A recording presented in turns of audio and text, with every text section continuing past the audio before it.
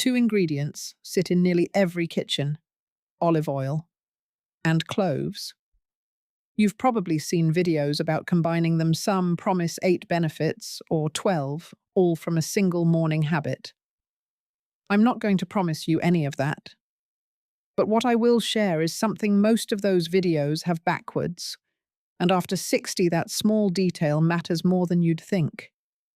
If you've been mixing these two the way most people do, you may be wasting both.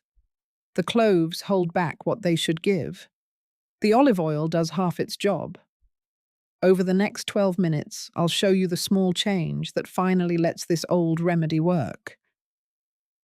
Quick word, I'm not a doctor, and nothing here replaces talking to yours. This is information gently offered. Inside the jar, the chemistry is more interesting than most people know. First, I understand why people watch those 8 benefit videos. After 60, when the mornings feel a little stiffer and the energy doesn't come back the way it used to, a simple kitchen mix sounds like exactly what we need. But there's something most channels won't tell you. The reason olive oil and cloves shows up in so many old traditions isn't because of one big dramatic effect. It's because of a quieter chemistry one that has real support in modern research, but only when you prepare it correctly. Eugenol. The active compound in cloves is what's called fat-soluble. That single phrase, fat-soluble, is the whole reason this combination exists at all. Cloves on their own release very little eugenol into water. Cloves in olive oil release significantly more. The oil isn't just a flavor base, it's the carrier. That's the foundation. Everything else builds from there. Before we go further into the science, I want you to meet someone. Her name is Joyce. And I'll come back to her in a moment. Because the change she made, small, almost forgettable, is the same change most viewers will need if they want this remedy to actually do anything. And it's not what you'd expect. Joyce is 70 and she lives outside Roanoke, Virginia. She'd been taking a spoonful of olive oil every morning for about a year. Her sister-in-law swore by it for joint stiffness. Joyce noticed nothing. No change, no improvement, no anything. She almost gave up. Then her granddaughter, who'd been reading about traditional medicine, suggested adding crushed cloves to the oil. Not whole cloves, crushed, and not stirred in fresh, but infused. Left to sit covered for several days. 6 weeks later, Joyce told me something that surprised her more than anyone. The stiffness in her hands when she folded laundry in the morning had eased. Not gone. Eased. Enough that she stopped reaching for the heating pad before church on Sunday. Now I want to be careful here. Joyce is a composite. Her details are combined from several seniors I've heard from over the years. One woman's morning routine isn't a clinical trial. What matters is the principle behind what worked. Because Joyce hadn't changed her olive oil, she'd changed how she prepared the cloves with it. That one small detail finally let the oil do what it had been trying to do for a year. The lesson is small. The science behind it isn't. If what you're hearing feels useful, the kindest thing you can do is hit subscribe. It tells YouTube to show this to more folks in their 60s and 70s who need honest, gentle guidance. That's all I ask. No pressure, just if it helps. Now back to the science and the part most seniors miss. This is the chemistry part. I'll go slowly. Stay with me. Cloves contain eugenol. You've heard the name before. It's the compound responsible for the strong scent, the slight numbing feeling when a clove touches your tongue. Eugenol has been studied for decades, and several effects show real evidence: mild antibacterial action, antioxidant activity, and support for some anti-inflammatory pathways. Modest but real. But this is where most home preparations fall apart. Eugenol is locked inside the cell walls of the dried clove. To get it out, two things need to happen. First, the cell walls have to be broken. Second, the eugenol needs somewhere to dissolve into. Water alone barely touches it. That's why clove tea, while pleasant, delivers very little of what the clove is actually offering. Olive oil changes that. Eugenol dissolves into fats generously. The longer crushed cloves sit in good olive oil, the more eugenol the oil draws out. Within about a week of gentle infusion, the oil itself carries a meaningful amount of the very compound that gives cloves their reputation. And now that compound has a way into your body because we absorb fat-soluble nutrients far more efficiently than water-soluble ones at our age. That's piece one.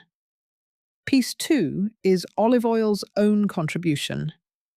Extra virgin olive oil contains a compound called oleocanthal. It was identified about 20 years ago by researchers studying why high-quality olive oil produces that peppery sting at the back of the throat. That sting comes from oleocanthal binding to inflammation pathways. The same general pathways targeted by ibuprofen, though far more gently and in much smaller amounts. Now I have to be honest about scale. The oleocanthal in 1 tablespoon of olive oil is nothing like a tablet of ibuprofen. Some videos make it sound like olive oil is a natural painkiller. It isn't not in the dose anyone realistically eats. What's true is that consistent small amounts of oleocanthal taken over months and years appear in research to be one reason Mediterranean diet eaters tend to have lower rates of chronic inflammation. It's slow. It's quiet. It adds up. Put these two pieces together. Eugenol carried into your system by olive oil, and oleocanthal already in the oil. You have something more useful than either alone. Not magic, not transformation, just two gentle, evidence-supported compounds working in the same direction at the same time. The way good home remedies have always quietly worked. This matters more after 60. Our bodies absorb less efficiently than they used to. Our inflammation lingers longer. Anything that helps the body absorb what nature is offering and adds its own small contribution along the way is worth paying attention to, not as a replacement for what your doctor prescribes, as a small, steady addition to what you're already doing. And it costs almost nothing. A bottle of olive oil, a small bag of whole cloves, both already sitting in most kitchens, both lasting months.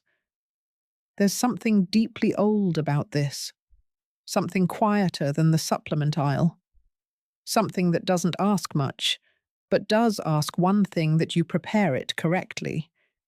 That's where we go next. Let me give you one piece of research that grounds all of this. Researchers studying how plant compounds reach the bloodstream looked at eugenol delivered in 3 ways: water-based, alcohol-based, and oil-based infusion.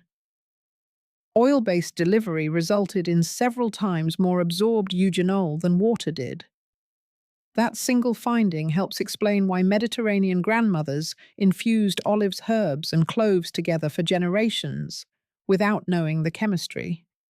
They saw what worked across seasons.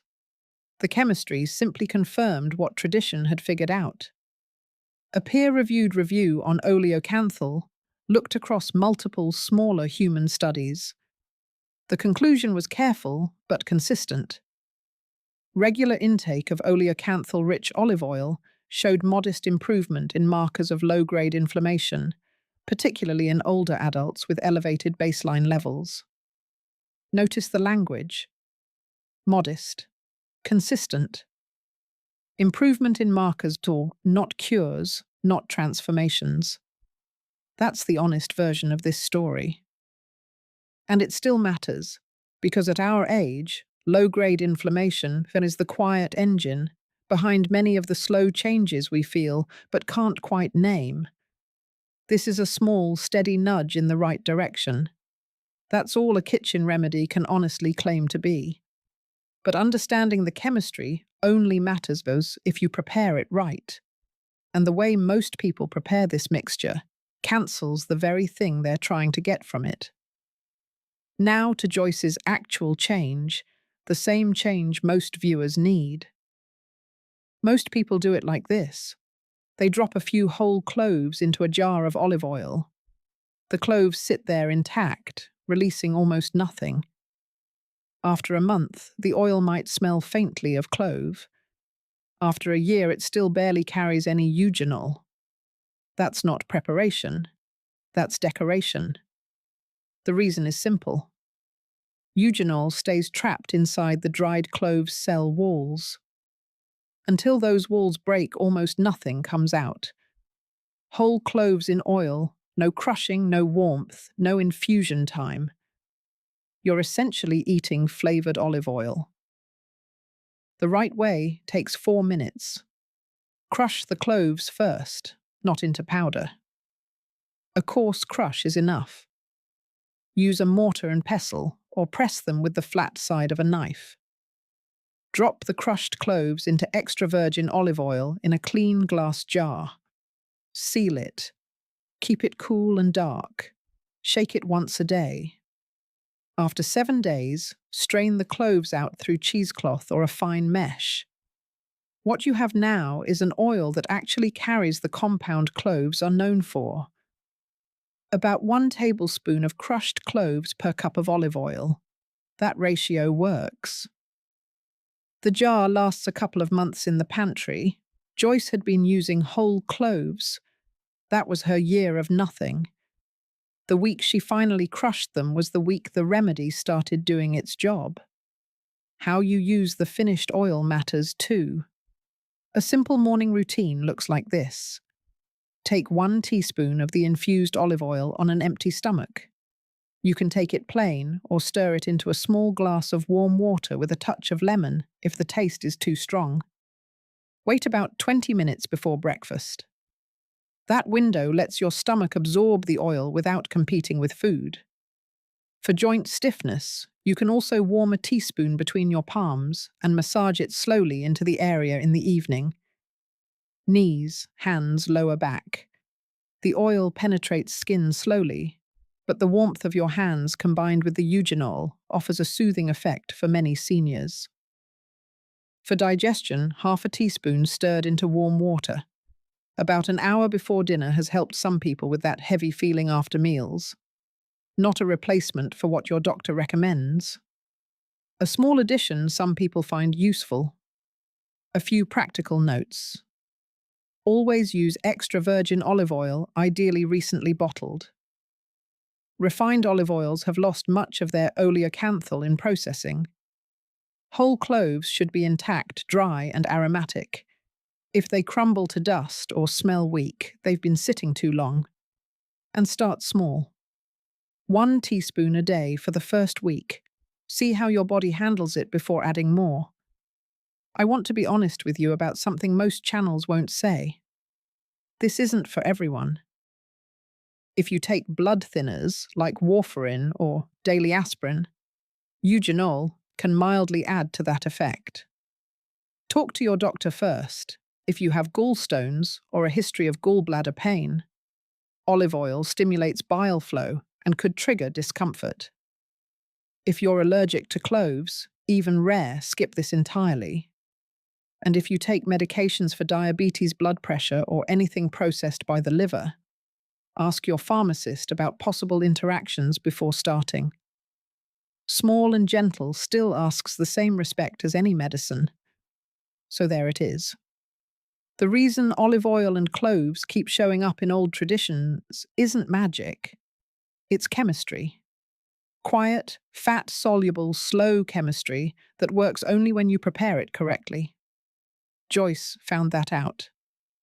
So did the grandmothers who passed this down for centuries without ever needing the words for it. If this helped you leave a comment with 1 word, whatever feels true. Thank you for spending this time with me. Take care.